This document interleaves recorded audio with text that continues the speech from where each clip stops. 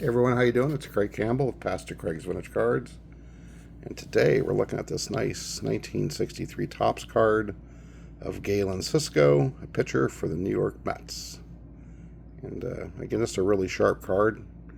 The bottom is just really clean, and this is a perfect card for my binder set.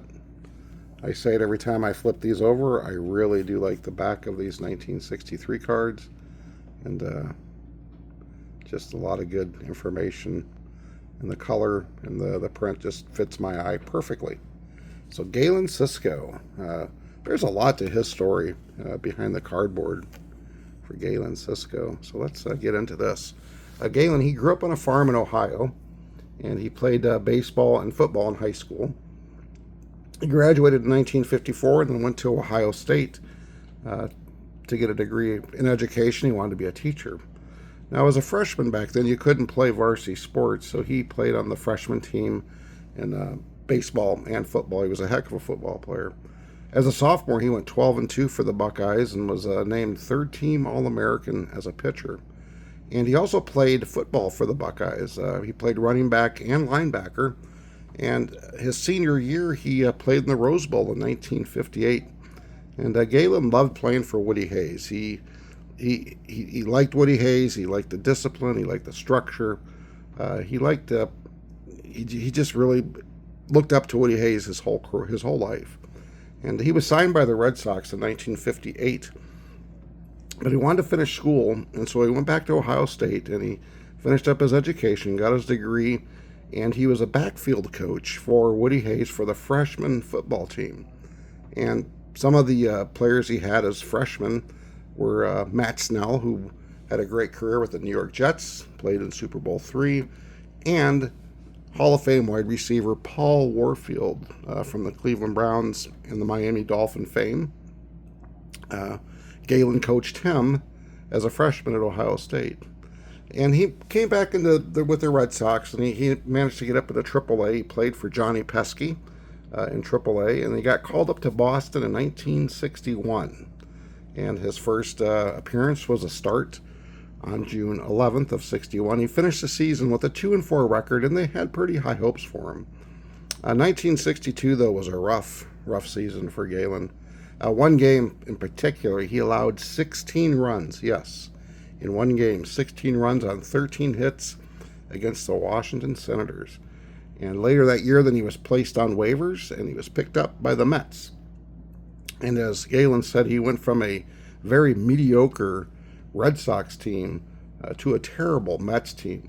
And he finished the year with a 7-15 record. 1964, he had a 6 wins and 19 loss season. And he kind of bounced around a little bit then in baseball, and he got traded back to the Red Sox in 1967.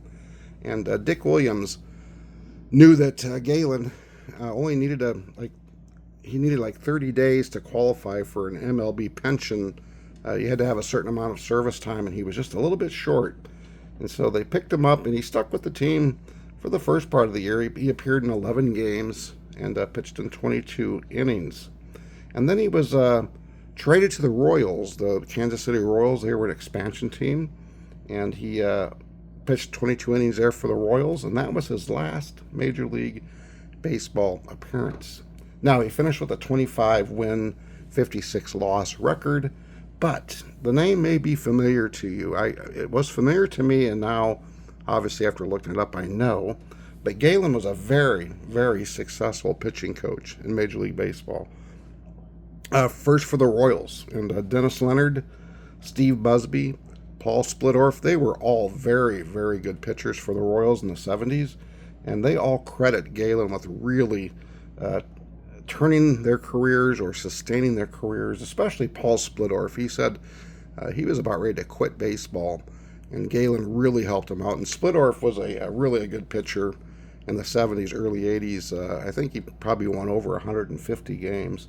But not only with the Royals, he was with them in the late 70s when they were playing against the Yankees in the American League Championship Series.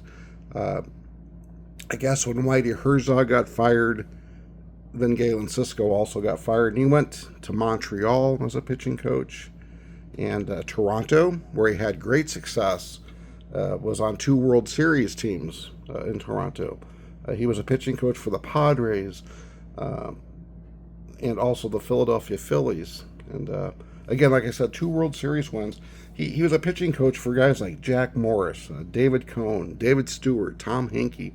I mean, a lot of really, really good pitchers. He was their pitching coach, and a lot of guys really credited him with just really being a steady guy and really was a pitching coach. And so Galen Cisco had a very pedestrian, very kind of mundane MLB career as a pitcher, but boy, did he ever make up for it as a pitching coach, to include 2 World Series, and he had a long time as a pitching coach. We're talking like mid-70s up until the 1990s with the Jays, and I think he last came on with the Phillies in the 2000s. So Galen was a pitching coach for a long time and a great player for the Ohio State Buckeyes, and he's still alive. He was born, I believe, in 1936. And as of at least tonight, when I looked, he's still living. He had 1937. So Galen Cisco's about 88, 89. He'll be 89 years old this coming March of 26. So yeah, Galen Cisco's still living, and I guess you could say he was a member of that original amazing Mets team. And so that's pretty interesting. But that's a sharp card, and there was a lot to the story of Galen Cisco with his success as a pitching coach. Pretty phenomenal. And when you look at guys like Galen Cisco and you look at their career, and you're thinking, well, you know, he wasn't all that good. He didn't do this and do that. But boy, what a career when you think about a guy that, you know, played in the Rose Bowl for Woody Hayes. You know, a major league pitcher, 1 World Series as a pitching coach. What a full life and a sports career for sure. So I hope you enjoyed this video.